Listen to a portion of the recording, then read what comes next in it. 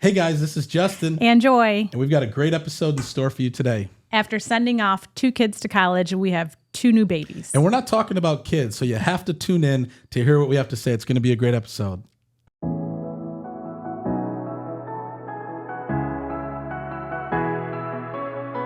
It's real, raw, and uncut. Like, there's no sugarcoating. We're real about it. If you're real people, message us.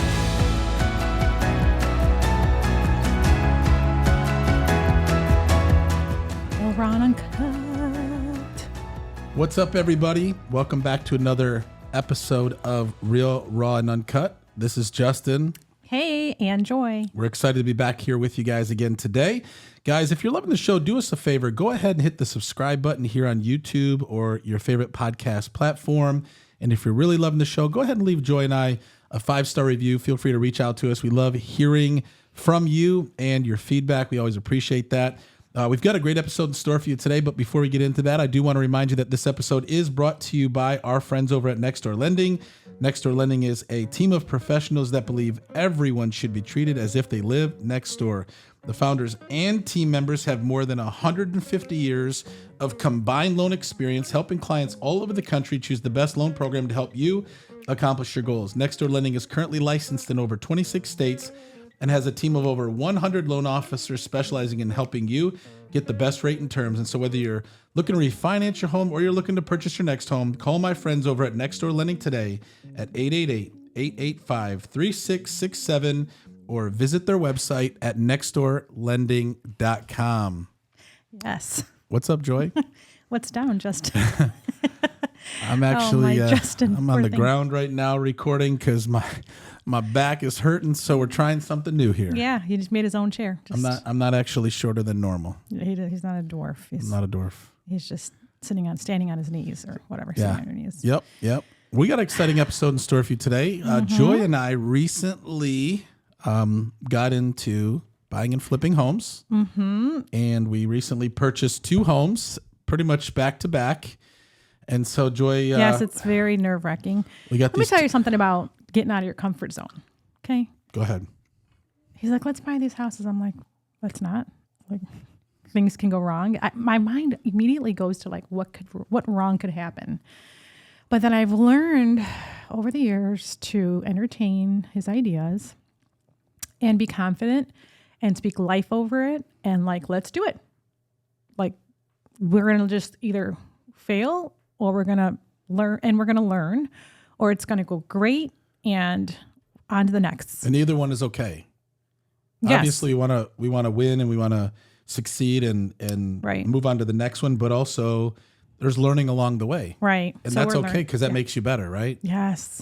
And so today we want to give you guys 5 things you absolutely should know before buying and flipping a home. And so we're going to give you not 5 like we've been doing this a long time. We have all this experience, but we're literally in the middle of 2 right now. Mm-hmm. And Joy calls them like having 2 other kids. So it is like 2 kids because you want to check on them. And then like the floor is done. Like, oh my gosh. Like I was going to go by, I'm going to go by later and go check on it. Yep. Because one of them's not too far, but it's beautiful. Like when they like start to change, you're like, oh my gosh. Yeah, absolutely.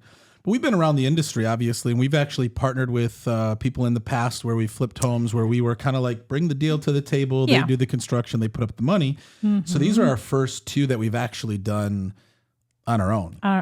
Yes, on our own. On our own. And that's very, like when we closed on the first one, I think it was, like my stomach was sick. Like I was feeling sick to my stomach. I was nervous. We didn't even do anything. We didn't even go to the house and open the door yet. We just went to the title company, finished signing, and I was like a nervous wreck. Right. And then he's like, it's okay. Yeah, everything's going to be fine. Yep. And then now that we're going, I'm like, look she looks great. Yeah.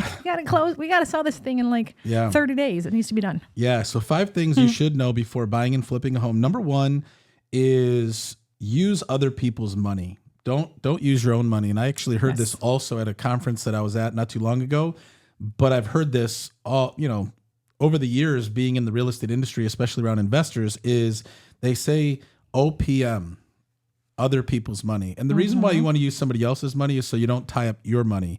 So let's just say you're going to buy a house, like the one that we recently purchased was $185,000 that we purchased the home. And there was also about $20,000 that we budgeted for repairs. And so we were able to find a private money lender who funded the whole thing for us. You can use hard money, you can use private money, you can find somebody who puts money into investments to where they put up the money for you to purchase the home and rehab the home, and then they're taking an interest on title. So they're creating a mortgage, they're creating a note. You're responsible if it doesn't go, if it doesn't go right, and they have collateral, which is a mortgage, right? They put the mortgage on the house. But we recommend using somebody else's money. And there's so many hard money lenders out there. There's so many private money lenders where you can find somebody else's money to use to purchase a home because you don't want to tie up your money. Even if you have the money, if you're able to use somebody else's money, you can have multiple projects going at the same time. And God forbid something goes wrong and you need your money, you have access to it. It's not all tied up in a house. Right. Does that make sense? Yes. And mind you, we didn't just like wake up and say, let's buy and let's flip. We've been doing this for a couple of years. We've got a lot of, we've talked to a lot of people that have been doing it. We've got some advice. We've talked to attorneys. We've done like we have research a team of people, that we've done before we decided to actually get going in it. Yep. But yes. Yep. So make sure that you have a money source that will be willing to fund your deals. Number 2 is, and I know that this is something, that for me, you get excited about wanting to purchase a home. You're like, oh my gosh, I want to purchase this home. But the one thing that you absolutely have to do is you cannot get emotional about it. And you have to make sure that the numbers make sense. And so a lot of times, when you talk to investors that are purchasing homes, you want to have a minimum number that you want to make on a home. Nothing's ever guaranteed. But if you look at your numbers, you look at your comps, you get a good purchase price, and you know what you can sell the home for and what it's going to cost to, do the repairs, you want to purchase at a price where you're going to be able to make a minimum profit. Okay. You don't want to keep your margins so small that if additional expenses pop up or things pop up that maybe you didn't plan initially pop up, that you're not going to make any money. So you have to make it to where it's a numbers game, meaning, oh my gosh, I love this house and I really want to get into flipping. So you make an emotional decision versus an educated decision, and you buy a house, you get into it. It costs more than you thought it was going to be to repair it, and then you make no money. I just have a headache. You have 30 days of fixing the house up and nothing comes out of it. And it's frustrating. Yeah, you want to walk away with money. So you want to have a minimum profit margin of what you want to make on the house, and you need to come up with that number.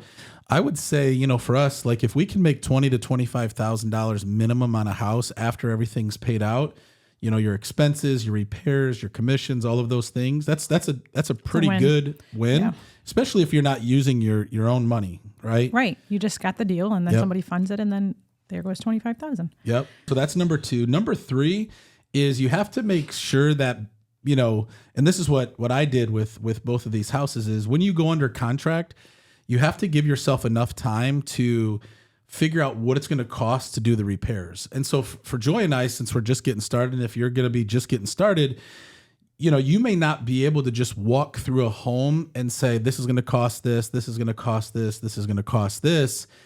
You may need to bring a contractor in or find someone to come through with you and say, this is about how much it's going to cost to repair all of these things, so that you can factor that into not only the transaction, but if you make an offer on the property, you have this inspection contingency that you can back out of the deal if it's going to cost too much and you can't hit your margin. And so you want to make sure that that what the cost of repairs are going to be, and then really add an additional 10% on top of that, because there's going to be things that pop up that maybe you weren't expecting that need to be done. And I would say another part of really number 3 is, and this is something I've learned on these two, there's a lot of contractors that are out there, and a contractor is probably somebody who has relationships with a bunch of subcontractors. So you got a guy or a gal, and they come in and they say, all right, this is going to cost $20,000 to do all of this work. Well, what they're doing is they're going to find people that they're either paying money for the job that, like let's say a painter, or they're paying them by hourly because they have their own team of people. And so a contractor isn't really doing the work. They're subbing the work out, and they're just making a profit. And they're making sure the work's getting done. Well, they're making sure the work's getting it. done, but they're babysitting it. Yeah. Yep. What we've chosen to do, and I highly recommend doing this, especially because when you have these, costs of repairs and you have this margin you have to stay within, what we've done in these two is if we need a painter, we're going to find the painter. If we have, someone that needs to do, a window change out, we're going to a window company or finding someone who specializes in windows, not someone who's going to, upcharge you a ton of money on the work that you're doing just so that they can pocket the money. Nothing wrong with the contractor. Shout out to all my contractors out there. Yeah. But I think in order to be smart with your money, go to the source and find someone who specializes in that work or is willing to give you a good price to install your cabinets or to put granite in or to lay your floor. Yes, I agree. And it takes time because you're kind of managing the site. So, you want to make sure that you have time that you can, meet them at the house and then meet them again another time. So it's just, it's your time as well. It takes some time. And in the beginning, it's going to take time to build out your system. But once you get your system going, you know who your glazing guy is. You know who your tile guy is. You know who your flooring guy is. And so it takes time up front to make sure that you're finding good contractors and good workers, because unfortunately in this industry, because we've been around it for a while, it's hard to find good workers. And you may find someone who says they can do good work, but then it's shoddy. And that's a direct reflection on you, which quality of work, especially being a real estate agent, when I walk through houses with buyers, you hear the feedback, right? Like a buyer will say, oh, look at that paint job. That's horrible. Or, man, look at that floor. It's not even put in properly. Or, man, those cabinets are crooked on the wall. Right. Like that's going to cost you money when you go to resell your house. An appraiser's going to see that. A buyer's not going to give you a strong offer. So you want to make sure that you find good workers and good contractors and know your cost of repairs and operate within that budget. That's something that I've been doing on these two houses that we've been working on. Number 4, which this one was a hard one for Joy to kind of stomach, but we've got two friends who combined have probably flipped over 1,000 homes, and we're grateful for the relationships that we have of friendships and partnerships that we've been able to kind of even have help us guide us through this. Is it's not about your taste or what you like. That's the hardest thing. Because for one, I'm not a designer, and Justin definitely is not either. And then we're asking the people what they use and how it looks. And, if you're starting to do flips and you're going to do more than one or two, you want them to be uniform. So people know, oh, that's the Justin and Joy home right there. Like that, everybody knows we do the same look for each home. Yeah. But it's trying to figure out what that look's going to be and not just doing what everybody else is doing. But it's really hard to put down oh, that's cute. We should put that in there. But somebody that's else kind of might pricey. Not, Let's do that. Well, not just that. Somebody else might not like your cute. Right. And when Mark told me that, he said, Justin, you'll be tempted to want to make this house Fluff the way, it up a little bit. the way that you would like it to be if you live there. Right. He says, that's not how it is. He said, keep it simple, put what's in, make it clean, make it nice, and move on. Do not be emotionally attached to, ooh, I think we should do this type of tile or this. He said, pick a kind of flooring that you want to do when you do luxury vinyl, pick a color of paint, pick a color of fixtures, and do that in every house, right? Pretty much. And Floor and Decor and Home Depot, they have the floors, the flooring and the paint, they pretty much say on the boxes, what's in. You can go on Pinterest. There's 50 million pictures on Pinterest, but the gray floors are not in. It's the blonde wood. So it's looking to see what's in style now and then doing it. You can't do what was in last year or 2-3 years ago. Yeah. But pick something and stick with it and keep it simple, because the other day I was at Home Depot and one of our houses needs doors and all of these doors were on sale. So I bought a ton of the doors and we can use them for other houses as well. Cause sometimes when you're keeping things the same, you might see something that's on sale. You might, if you buy more, you get a better deal, that you can stock up on something specific and use it on other projects. Although they need some TLC. The doors, they need to be painted and all that. They're raw. I thought you buy doors already like that. No. These doors need to have the whole. When I went in the garage, I'm like, these are crappy doors. Well, they're but just no, raw.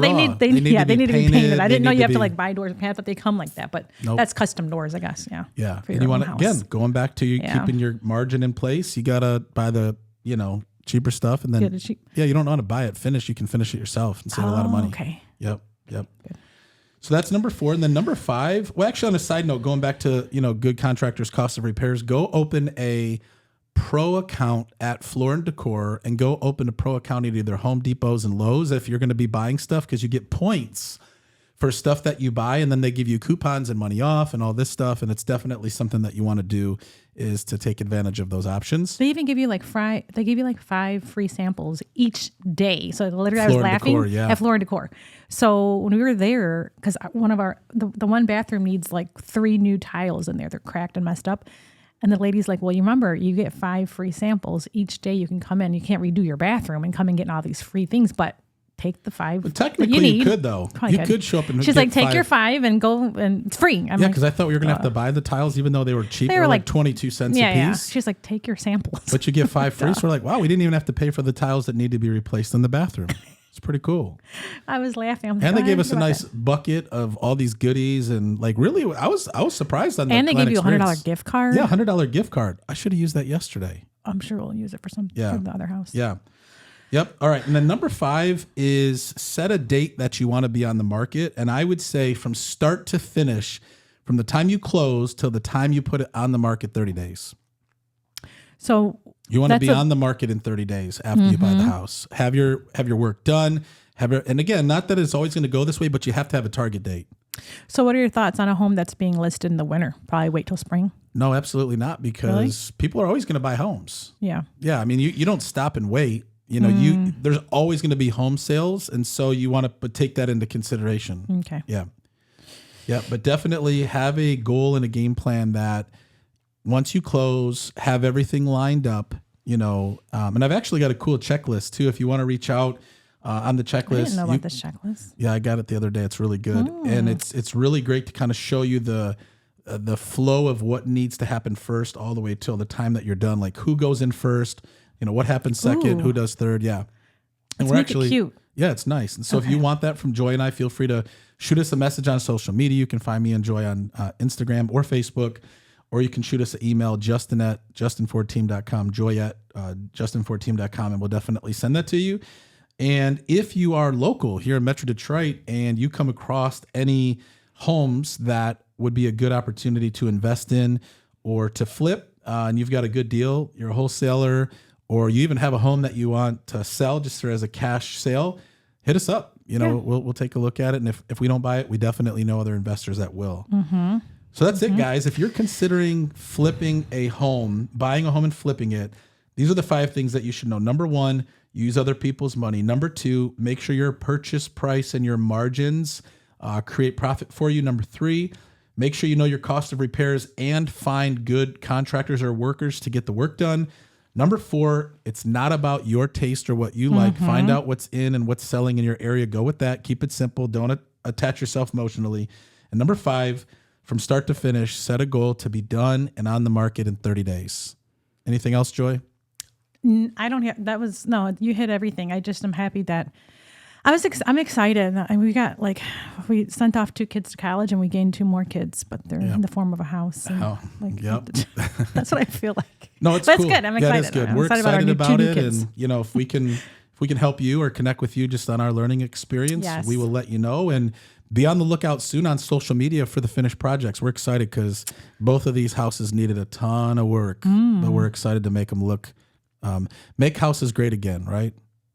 Oh my gosh. Make these houses great again. The houses are going to be beautiful. We can't wait. My twins. These are the twins I always wanted because we got them pretty much back to back. We did get them back to back. I always wanted to have twins. It didn't run in our family, but I was always hopeful. These are our twins. These are our twins. This is our twins. That's the only twins you're getting. Think about that. That's it. No more real kids. No, I know. We got enough. So, guys, thanks for tuning in to another episode of the Justin and Joy Ford Realtor on Uncut podcast. Hopefully this helped you, gave you some information today, maybe gave you some advice. Feel free to reach out to us. Go ahead and hit the subscribe button here on YouTube or your favorite podcast platform. Feel free to share it with somebody that you know. If you love the show, let us know about it. Leave us a 5-star review. Feel free to reach out to us. We're always grateful to hear from you. And as always, this episode is brought to you by our friends over at Nextdoor Lending. Nextdoor Lending is a great lender. They are not just our sponsor of the show. All of our buyers that we work with at the Justin Ford Real Estate team, we refer over to Nextdoor Lending. Over 1,000 5-star reviews, a perfect Better Business Bureau rating. If you're a buyer and you want to get pre-approved and go out and purchase a home, call our friends over at Nextdoor Lending. If you're a homeowner looking to refinance and lower your interest rate, call our friends over at Nextdoor Lending. And if you are a real estate professional looking to partner with a great mortgage lender, call our friends over at Nextdoor Lending today at 888-885-3667 or visit their website at nextdoorlending.com. 2 things we always like to leave you with. Number 1, it's not how you start. What matters is how you finish. And number 2, with God, all things are possible. God bless you guys. Thanks for tuning in, and we'll see you on the next one.